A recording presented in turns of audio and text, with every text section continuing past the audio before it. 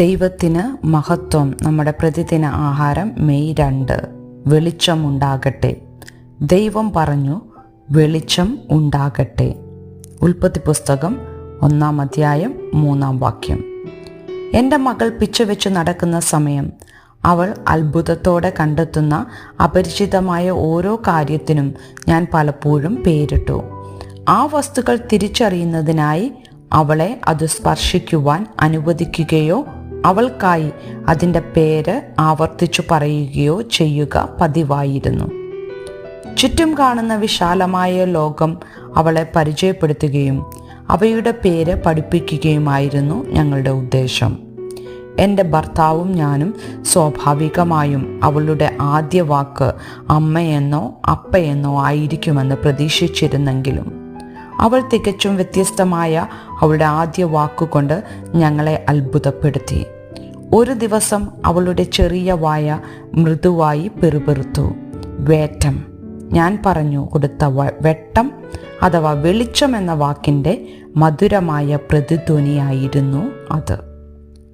ബൈബിളിൽ നമുക്കായി രേഖപ്പെടുത്തിയ ദൈവത്തിൻ്റെ ആദ്യ വാക്കുകളിൽ ഒന്നാണ് വെളിച്ചം.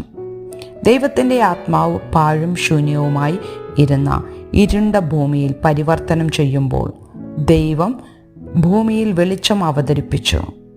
വെളിച്ചമുണ്ടാകട്ടെ എന്ന് ദൈവം കൽപ്പിച്ചു. വെളിച്ചമുണ്ടായി. വെളിച്ചം നല്ലത് എന്ന് ദൈവം കണ്ടു. മറ്റ് തിരുവെഴുത്തുകളും ഇതുതന്നെ പറയുന്നു. ദൈവവചനം നമ്മുടെ ബുദ്ധിയെ പ്രകാശിപ്പിക്കുന്നുവെന്ന് സങ്കീർത്തനക്കാരൻ വിശദീകരിക്കുന്നു. യേശു തന്നെക്കുറിച്ച് തന്നെ ഞാൻ ലോകത്തിൻ്റെ വെളിച്ചമാകുന്നു എന്ന് പറയുന്നു. സൃഷ്ടികർമ്മത്തിൽ ദൈവത്തിൻ്റെ ആദ്യ വാക്ക് വെളിച്ചമുണ്ടാകട്ടെ എന്നതായിരുന്നു. അത് ആ ജോലി ചെയ്യുവാൻ ദൈവത്തിന് വെളിച്ചം ആവശ്യമായിരുന്നത് കൊണ്ടല്ല, ആ വെളിച്ചം നമുക്ക് വേണ്ടിയായിരുന്നു.